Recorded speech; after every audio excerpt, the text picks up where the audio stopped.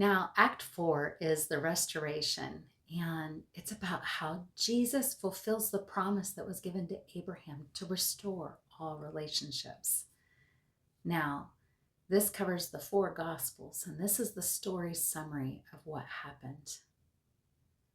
Now, in the process of time, God saw that it was time to send his son.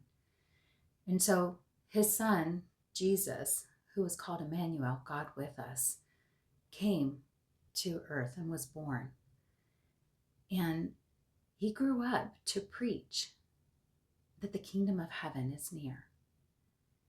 And he was faithful to teach and tell people how to draw near to God so that they could be in a close relationship with him, so that their shame could be covered, and that it would be possible, if we produce the fruit of repentance, to live in a good relationship with God.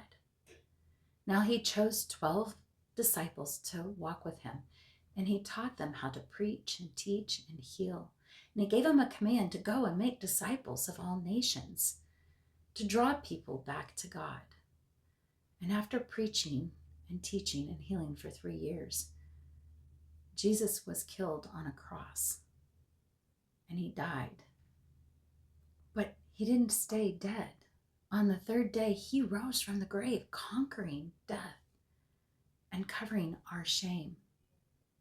He provided a way for us to have a restored relationship with God and make it possible so that we could live in a righteous relationship with him. It's so important to be in the Word, to be with Jesus, and to be transformed. Shalom, y'all.